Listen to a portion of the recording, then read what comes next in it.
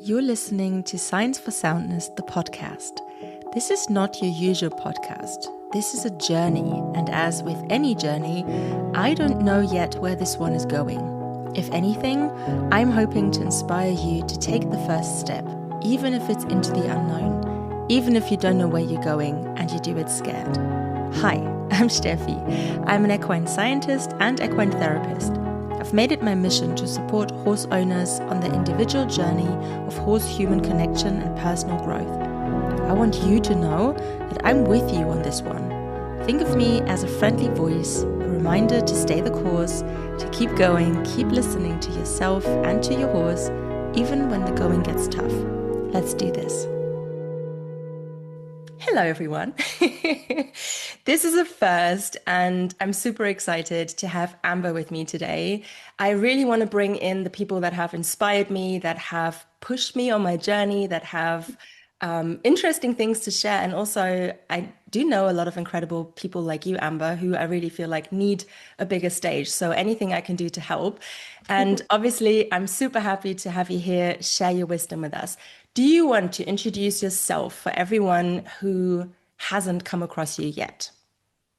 Yes, I have been saying this is the question that usually makes me stumble all over the place. I'm like, but I figured out that the work that I do starts where horsemanship stops. So like the traditional, like, let's look at the horse's behavior. How do we fix it? What does it mean? Like, how do we get him to do what we want? And I go a step beyond that. I was a horse trainer for like 25 years, and so I know that piece of it, and I spent probably most of my career knowing that I was going to get horses in training and hand them back to the people. Mm, And even if I taught lessons to them or whatever, it would improve, but it was never the same. And I could never figure out why. And I just accepted it as this is the way it is. And, and this is just because I'm a horse trainer and they're not. And, at least it keeps me busy because they keep bringing their horses back to get tuned up. Um, But I started to go beyond that and work with the human element because it didn't feel like what I was doing was like a complete job. It just felt like I was band-aiding things over and over again. So, mm. um, I think that's what I say. That's what I say I do now. And so then I don't have to give myself a label or anything. I love that. I mean, it's very much, I feel that. And I think it's beautiful to say that you're working at the intersection of where, horsemanship ends and everything else can begin. You have been instrumental in my journey as well. I don't know whether you know that or not, but you have given me a stage that I actually had on my vision board and I dreamt up about and then all of a sudden you had me on your podcast and things unfolded from there, which was magical. And I think you're magical. So Thanks. I think what you do is incredible. You're such an amazing facilitator for, you hold so much space for all of it and people feel so safe with you that I think that's a gift. I think that's beautiful. Why I asked you to come here or to come on here is because first of all, because you've been so instrumental in, my journey over the past 12 months. And also, because it feels like right to have you as the first person here, but also what you said, I think is so important. And it is also something that I work with a lot, but I come from a different angle to you. And I haven't had this background that you have had. So I was really wondering if I could ask you a little bit about that. So the first thing I'm sort of wondering is, you've done all the things. You've been successful as a horsemanship trainer. You've had the horses brought in and being brought back in because they needed your help and the people needed your help. But, was there a moment when you decided, okay, that side of things, because obviously you're now coming from a different angle, was there a specific event or a moment where you thought that side of things doesn't feel aligned anymore? That's not what I'm here for anymore. Or, wanting to make that change. Was there something that made that process unfold? Yeah, I think there was a chain of events.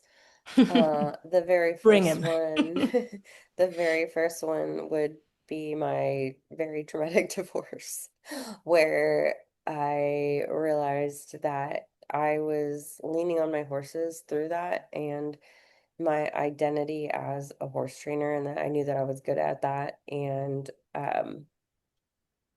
as soon as I went out to the barn and I was trying to work my horses, and they were like, absolutely not. And these are horses I've Mm. had since they were, one was 4 months old and the other one was, I think, was a year. And I started them. They're the only ones. I'm the only one that had ever touched them. Like, we have a solid relationship. This is great. And they were like, absolutely not. And I was like, oh God, my stuff is falling apart. The one thing that I'm holding on to, I had this belief that I'm not a good wife anymore. I'm a failing parent because now I've got 2 kids and I'm like upheaving our entire life. Um, so all of these things were going wrong. And then also the one thing I knew I was good at felt like, well, Mm. now my horses aren't even acting right now. I'm not good at that either. So it was a real rough, probably solid 2 years of through that process where I realized that it sort of forced me to take a step back from the horses because of all of the chaos that was going on. And what I didn't realize is that that was what was going to shift the trajectory of my business, because it was going to be like, now you're going to experience what your clients are experiencing so that you can Mm. understand from their perspective, because I never did it. It was just always so easy for me. Mhm. And I feel like our lessons will come through who they need to come with. And I feel like I help a lot of people whose lessons are coming through their horses. That was probably a short stint that was through my horses, but my lessons have been more through the people. It's been harder for me. Peopling is harder. It Um, is. yeah. So I didn't realize up until that point that there was even such a thing as like healing anything. Like, I didn't Mhm. know there was anything to do. I just thought like, yeah, you do life and shit happens and hopefully it doesn't happen again. And I'm like, why I'm in this chain of relationships and this pattern is the same, and how, and it just got to the point where I just really hit rock bottom, and I didn't know it was going to affect my horse training at all. But I started sort of searching for more than a lot of the alcohol that I was drinking and going out and partying. And like, when I wouldn't have the kids, I was like, oh, I'm single again, I'm free, like I'm gonna go be 20 again. And so I was mildly out of control for a minute, and I did recognize that. And I don't remember what I stumbled upon, but I ended up going to a Tony Robbins event and doing the fire walk. Um, Mm. the event itself was like 4 days. It was one of his like shorter entry level ones. And there were just so many things that I learned there that I didn't realize about my physical body, about spirituality, about like it was all of it, and mindset, and like everything smashed into one weekend. And I was just like, Whoa. holy crap, like I had no idea. I had no idea, and I had no idea that I could like people or connect with people. I went to this huge event and I was by myself, and it was intimidating, and it was like a first step for me to do something completely out of my comfort zone. And I realized after I did that, I did a couple of those events, and I wanted to get my coaching certificate. So I did that because I thought, well, okay, at least I know mindset side of things is where I sort of started, where I was like, oh, I can help people that are showing. Like, now I can help my clients with the mindset and also help them with the horses. So I was still very much like, this is a psychology thing. And Mhm. um and then I just started like binging on random YouTube videos, and I stumbled upon Joe Dispenza, um and he was talking about the nervous system. This was like well into my career. This is like 2018. Mhm. And then also simultaneously, I was reading a Peter Levine book with one of my friends, Sandy. And I was like, hold on. Like, literally, what I have been doing is putting trauma in horses' bodies. Once I learned about the somatic piece of it, where I was like, oh my gosh, like I had no idea. It was wild to think like I had no idea about a horse's nervous system or a human's nervous system, Mm. literally until that moment. And when I recognized, when he was talking about the freeze state and talking about, taking him over threshold, and then I started realizing, oh yeah, I'm really good at getting horses to be compliant. Like I'm really good at it. My timing is really good. Like I can make them look however I want them to look. Like what discipline are you riding here? I'll make it look like that. And through knowing Sandy, who's one of the trainers for Masterson, learning about the horse's body, learning about the nervous system, and being like, hold on, there's an entire thing that's missing from everything I'm doing. It was just my lack of understanding of my own energy and the human's energy and how it affects horses. It was a lack of understanding of how the nervous system and the physical body work. It was a lack of understanding the physiology of a horse and the human and smashing those together. And just even the awareness of our own bodies. Like there's so many holes in what I was Mm. doing for 25 years. And I was like, oh crap, like I don't actually know anything. And so I started kind of going into like education mode where I got certified in somatic breath work. I had already done the Agala stuff, so it's like the equine assisted learning. Mhm. And so I worked with a psychologist as my partner for like a few years, helping facilitate those sessions. And so just like a bunch of collected of random certificates and like smashing things together and the evolution of. And I know at one point I had three horses in training left and they were paying all my bills and I was just like, I don't want to do this anymore. Like but they were clients Wow. that were good. They were good clients where they let me go really slow. They understood their part. They had to be there. It was a lot of me helping, me co-regulating for both of them at Mhm. simultaneously, um, so that they could understand. And so it wasn't like it was my full-on old style training anymore, but it just didn't feel like I wanted to spend like hours and hours because those sessions weren't like 45 minutes next horse. It was literally like sometimes 2 hours with the person and Mhm. the horse, and you can't just stop sometimes. Sometimes they were really short, but it just started to feel a little bit like trading my body. Just I'm older. I'm an old gal now. And I just kept thinking like there has to be a better way than me being out here all day long and not, being able to, you know, spend more time with the kids and do all the things. I was like, there has to be a better way. So Mm. that's how some of the online breath work and the podcasts and other things kind of evolved from there. But I was basically like a transition from it's the human's fault. I don't know what to do about it. So I'll just keep helping the horses to being able to connect with humans and then being able to connect with myself and being like, oh, I actually like people. Hold on. Mhm. I didn't know that until like 2018 or 19. That was like, people are okay. I think they felt very unsafe. Um, I had never really understood what that meant or if that it even mattered. Mhm. So, growing up like pretty independent and with a single mom and doing all of the things, realizing how much it had affected my like life as an adult and the patterns of the people and the relationships and the things that I had been through and had. And it was like, oh, like I don't have to carry all that. That's crazy. I wonder if other people know that. And then putting it on their horses. And, and I do think they choose us and we choose them in their soul contracts. Um, so I don't like to look at them as victims of us because I think that their soul is doing the work as well. But it is nice to be aware so that you're not just fully dumping your stuff on them and you can hold space Mm. for them too.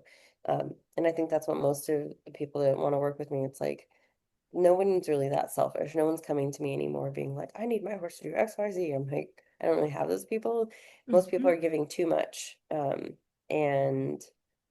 And they're draining themselves and they're making themselves sick because if they're doing it with their horse, they're probably doing it with the people in their life. So, um, those are my people, my people pleaser people out there.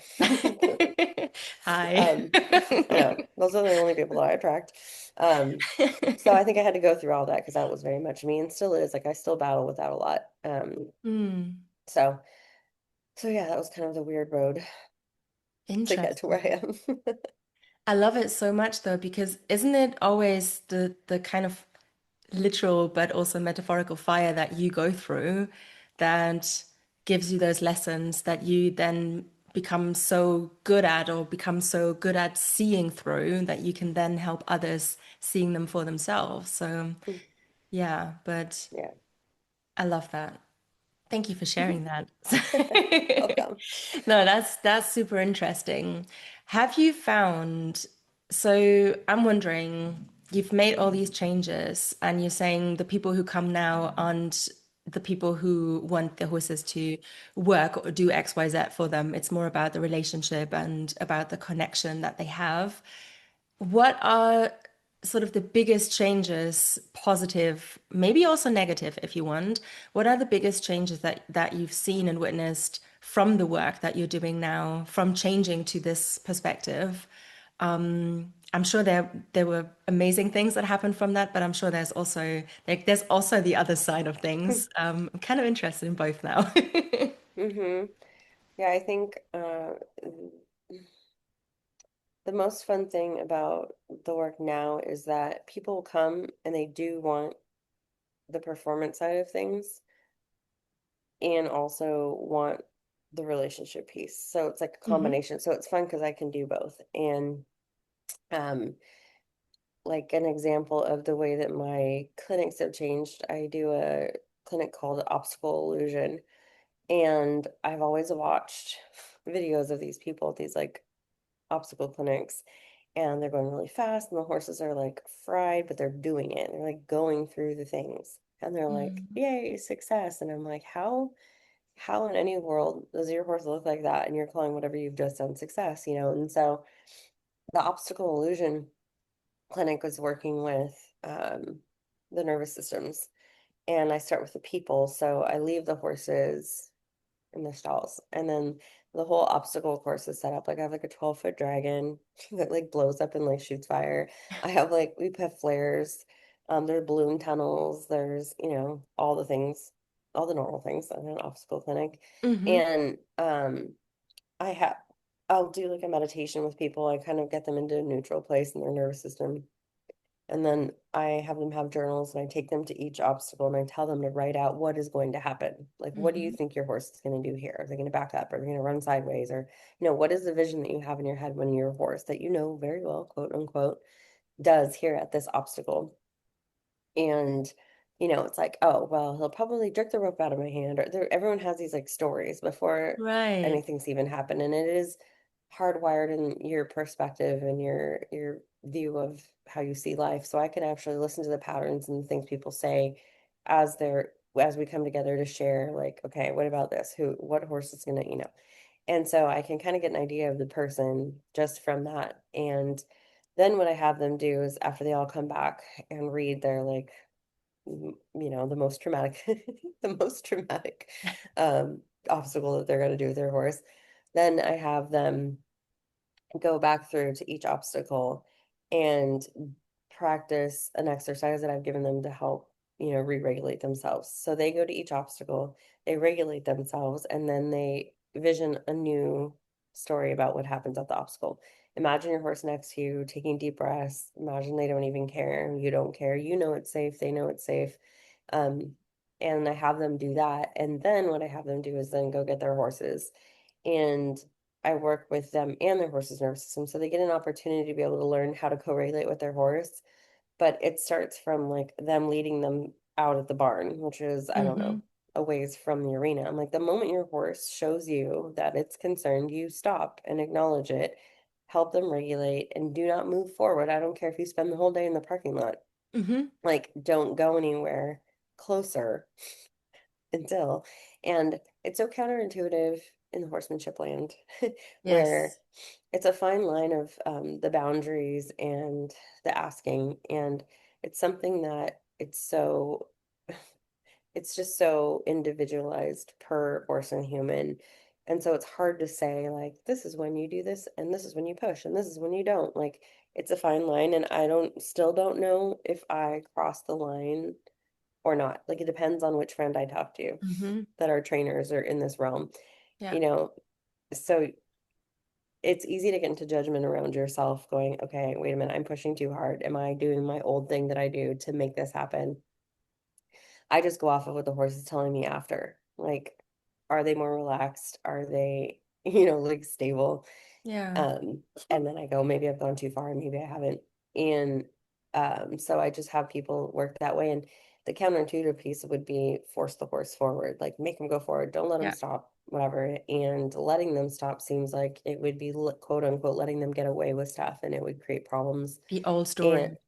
yeah, and it's funny because once the horses realize you're willing to stop and acknowledge and let them like really think and then feel better, they just start walking towards the arena. And by the time Yeah. that people get into the arena, the obstacles are quite literally not that ever. I've never had a horse actually even spook really largely. I Mm-hmm. would say like they have like stopped and snorted a little. The flares are a challenge. Um, but once you work your way all the way up to the arena, and the horses that live at our property, actually, it's harder for because that's the arena they're used to seeing, and then all of a sudden there's a bunch of shit in it. Ah, yes. Um, but you've already established that, level of like, this is how we're doing things today. By the time you get into the arena, they're like, oh, I get to just stop if I need to. So there's no pressure. Then they start to Beautiful. get really brave and curious, and they're actually like walking people to the obstacles, and then people, some get on, some don't, but it's very quiet and there's music and there's just people working on re-regulating, over-regulating, and I like to tell people like we're not out there trying to stay calm. Like if your horse goes up, fine, that's what's supposed to happen. It's Yeah. like the recovery time that we're working with. I don't want horses to feel that rise of adrenaline when they see something and not be able to come back down.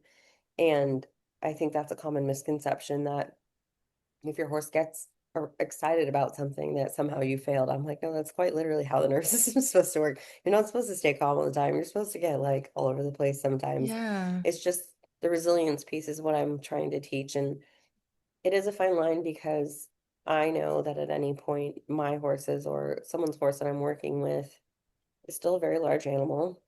So like there has to be boundaries. No, your horse can't be climbing onto your back when they're worried about something. So that's the first thing that I really make sure is being established while they're regulating. Give them space. Don't touch them. Don't go into this codependent, oh, yeah, I've got you. You're okay. No, Like, they're fine. Are yeah, you okay? I Um, don't think so. so it's simultaneously while Yeah. that part is happening, they're establishing the boundaries and also acknowledging, but also you can be there. I can regulate myself from here and you can hop on board if you need to, but you stay over there. Yeah. Because then you have horses that are like needing to the point where there's separation anxiety around their owners, which is, and we can't have that either. So there is a fine line of there is definitely the boundaries integrated into these exercises.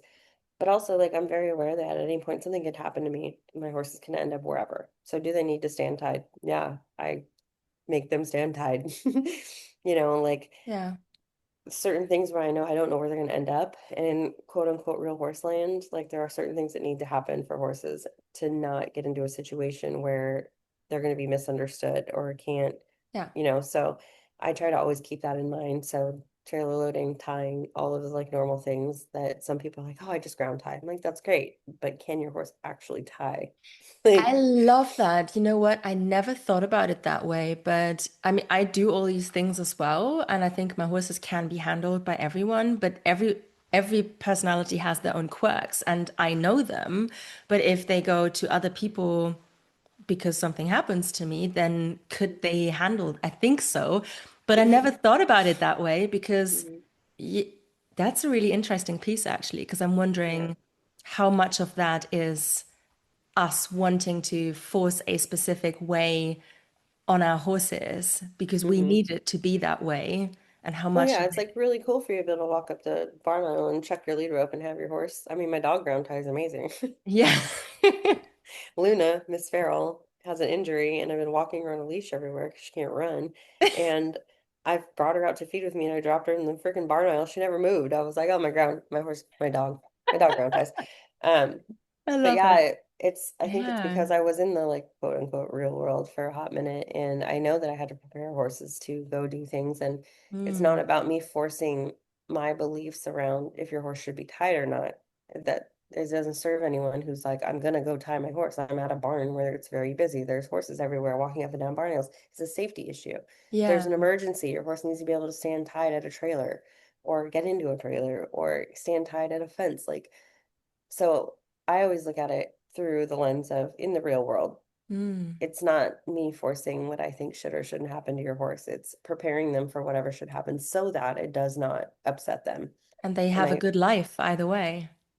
yeah, Yeah. and I feel like it's a really easy thing to do if you get out of your head thinking, that things are good or bad. It's like, am I tying my horse to an inner tube for 24 hours, letting them pull back and, destroy their body? No, I'm teaching them about pressure before we get to that point. Like there are steps you can take to get your horse to tie and Yeah. stand. My horses will stand for a very long time tied. Um, and so it's sort of that balance of let me prepare them and create courses with resilient nervous systems that can recover from stuff. They can handle high pressure and not completely lose it. They can recover quickly after. Mm. So those are things I sort of think about. And when I'm doing that type of clinic, it's like that's what it is about. It's just creating like the recovery time shortens, they're not holding on to it. They're able to like really let it go when the event is done. And that's all things that their nervous system does when they're born. And we kind of mess that up. So it's almost like people are like, well, you have to teach your horse to, and I'm like, your horse's body knows what to do. You just got to stop stopping it from doing what it Stop needs getting in to the do. way.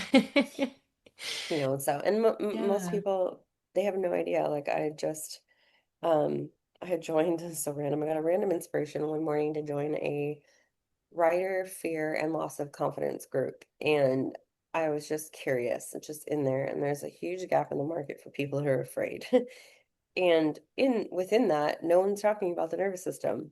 Not a single, there's like 15,000 people in this group, and nowhere to be found is anyone even addressing the root cause of stuff. So I just started going in there like, Interesting. because I'm like, and people are like, oh my gosh, that's like amazing. And I'm like, yeah, I guess I didn't know. I just Yeah, figured someone at has this to point, start. figured everyone should know at this point. Um, and people want to Mm. go to what I do about my horse, and I'm like, well, let's work on you first. Yeah, First, let's start with you so you understand what it feels like to be like that, and then you can support your horse and be more empathetic because you've worked through your own stuff. You know yeah, what it is to be uncomfortable and also feel vulnerable. And then the patience that you get from that for your course in that process is exponentially larger because you've done it yourself. yeah. Do you feel like people are good at taking up this sort of offer? Because I know because it's not the classical horsemanship, the obstacle illusion. I love that title, by the way. Um, the obstacle illusion, for example. Do you find people come in with the expectation of actually mastering, in air quotes, for everyone who's listening, mastering the obstacle course, or are they already open towards what it is that you have to offer? And do you feel like people are good at taking you up on that offer, or are they kind of closed up and resistant or hesitant maybe at the beginning? Why do they come? I think people, I haven't really clinicked a lot in the last 2 years. Um, but what would happen was people would come, I think because they knew me Hmm. locally.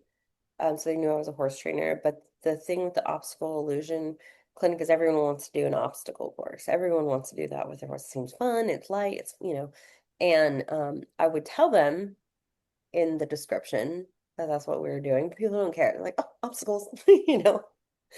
So they're aware when they show up, but I don't think they're aware of what they're about to get into. And not a single person has ever been like, this sucked, I want my money back.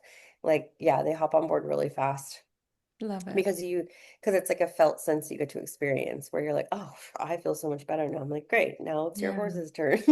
Like, um, so yeah, I have never had I think it's a combination. I think people come for the clinic and then they do read what's going to happen. They don't fully understand what's going to happen. And then once they get there, it's because it feels good. So you want to do it. So a lot of Yeah. people just stop questioning things, and I do explain it and they get an online, thing beforehand. So whether or not people look at it, I have no idea. But I'm not blindsiding people. I'm letting them know what's happening before they show Yeah. up. Love that. Yeah, because I think it's sometimes very hard to communicate that felt experience that they're going to get, especially experiencing something like this co-regulating between you and the horse and them, and that interaction. That's kind of hard to pin down beforehand because it wants to unfold naturally, doesn't it? And it unfolds uniquely for everyone who appears. That's very cool. I love that Yeah. though. Do you feel like some things have changed negatively at all since you made this sort of shift, or maybe not? I mean, just throwing that I out don't there. I don't think so. Hmm. I mean, it's more well, Shaylee and I talk about this a lot when you're teaching this stuff, and we'll do different webinars and stuff, and we'll have like an intention for the month, and it feels like we sort of get these big lessons before and while. So I think doing this work, the more challenging part for me is less about the horses and the people and more about my own experience on the planet. Um, and I don't know if I mean, I have heard people say it's true for them, and I'm like, is this just a belief we have and it's bringing this into our experience? Because that's annoying. Um, but we did a fear webinar, we did a betrayal webinar, and our next one is judgment. And so Ooh.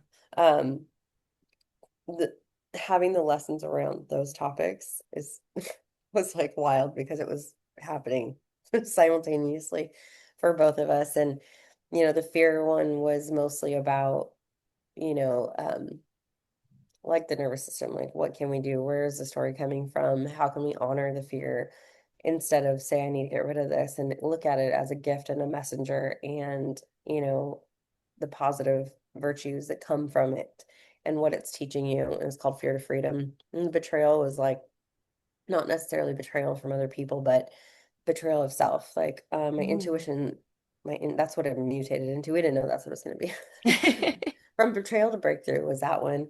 And that was really about my intuition said, and I betrayed myself. Or, how do I call people that want to betray me into my life? Well, your boundaries suck.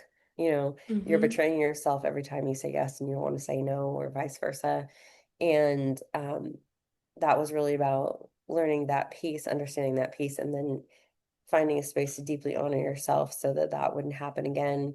And if it does, then being kind to yourself around it. Hmm.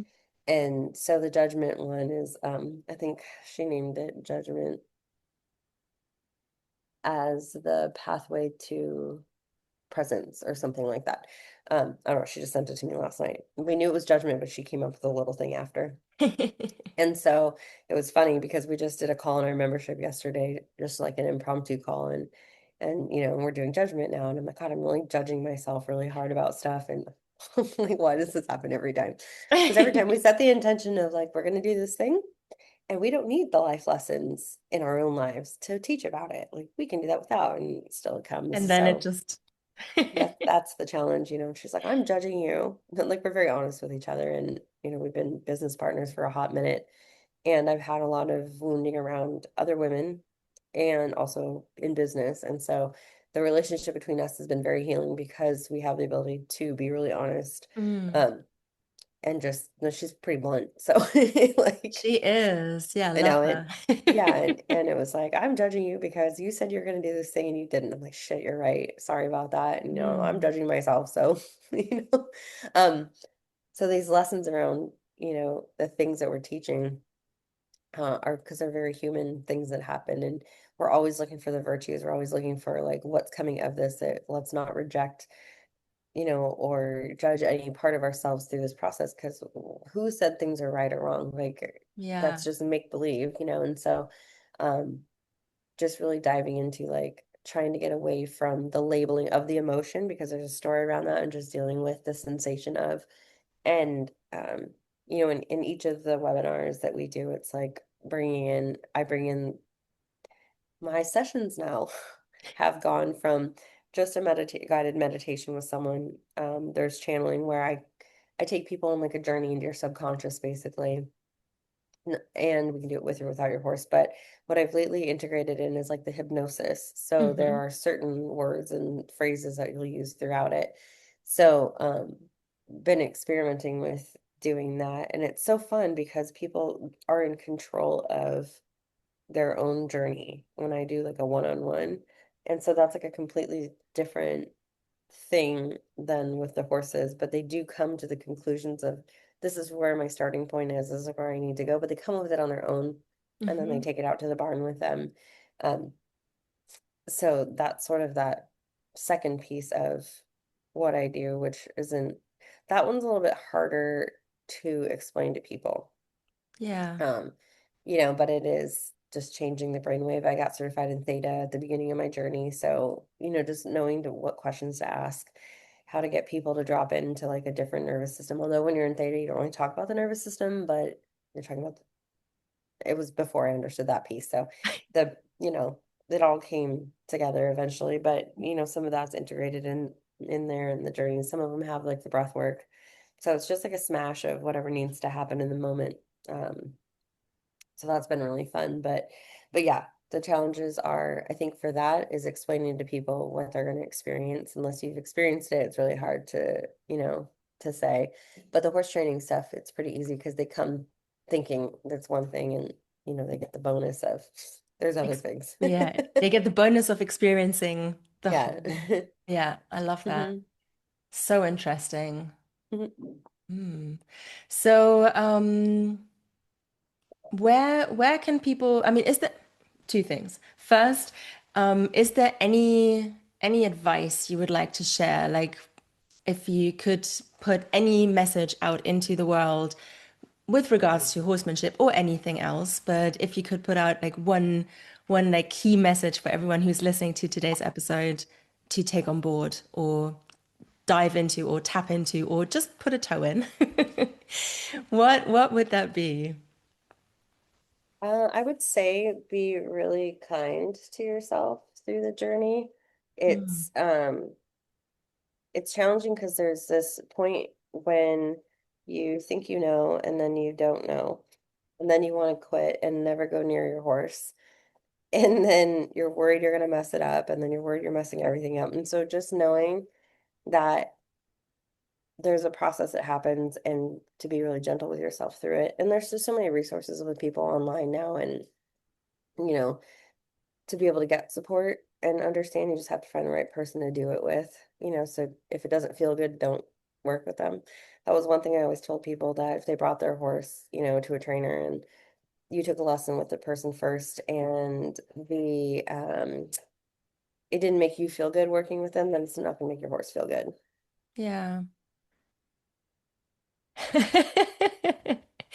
That is such a good advice. I love that Yeah. because I think we, especially when it comes to training sessions, lessons of any kind, we're often stuck in these kind of systems that we get taught to just endure whatever Right. people are putting on us and sit through it or don't give up or that's where all these like weird belief systems come in because we learn that way. But hmm that is not a good place to be in. So allowing yourself to say no, I guess, is what Yeah. it is, isn't it? Yeah. Yeah, and it's like feeling into it. Like if it doesn't feel right, don't do it. Yeah. Or slow down and, if there's a line of identifying, is this old fear that I have from something else, or is this my intuition being like, what's going on here?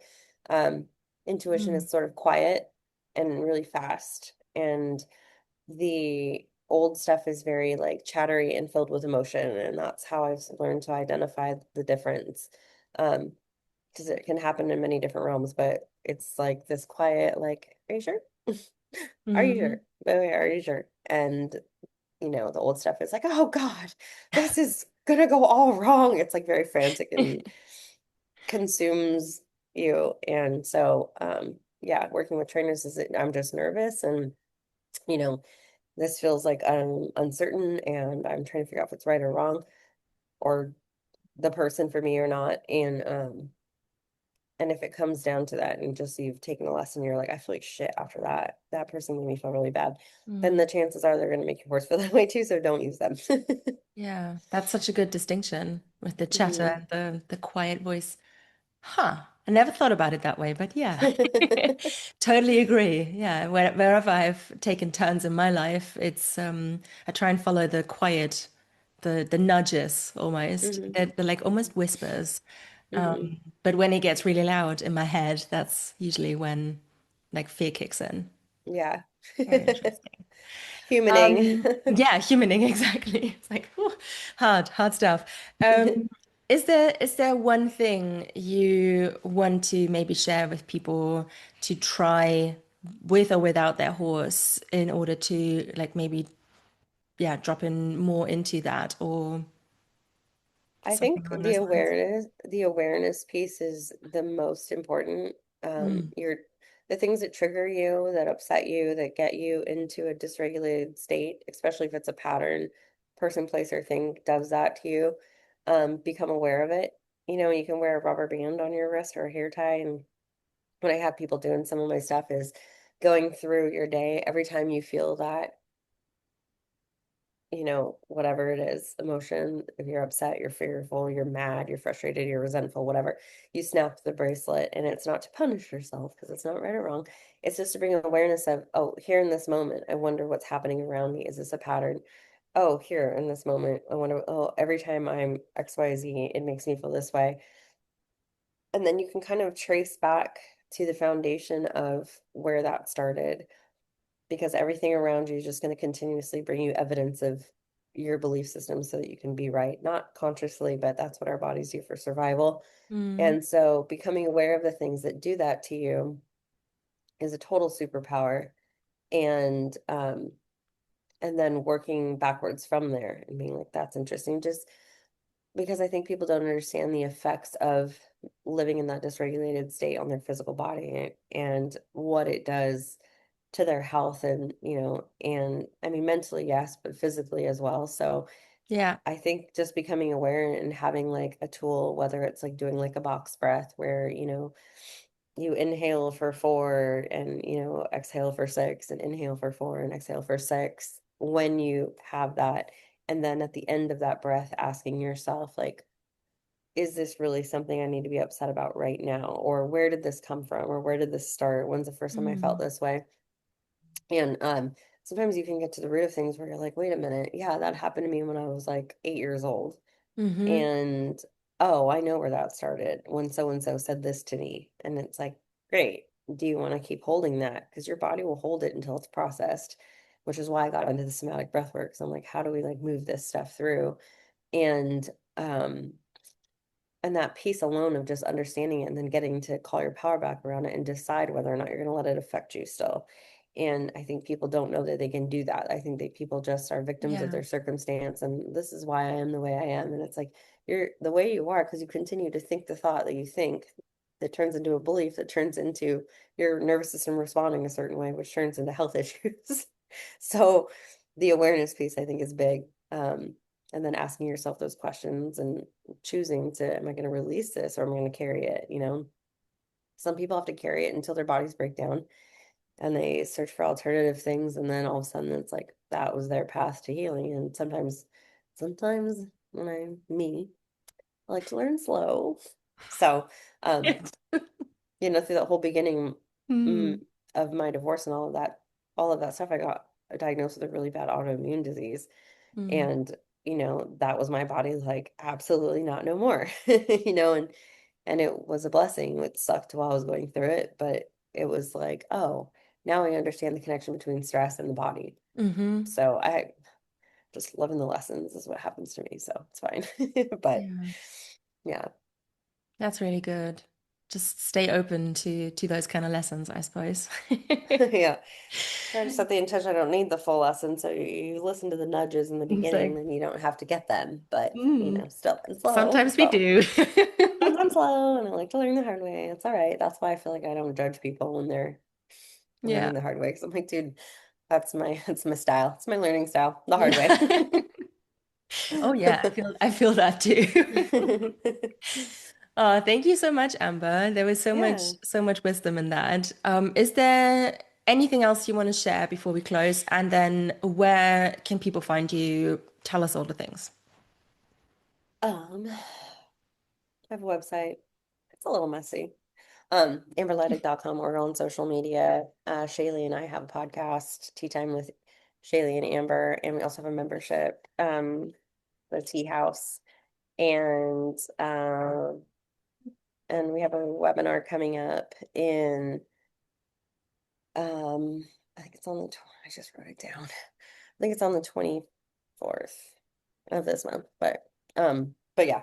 So there's just a couple things you can work with me individually or, join us in our crazy ass adventures and yeah. So social media and my website.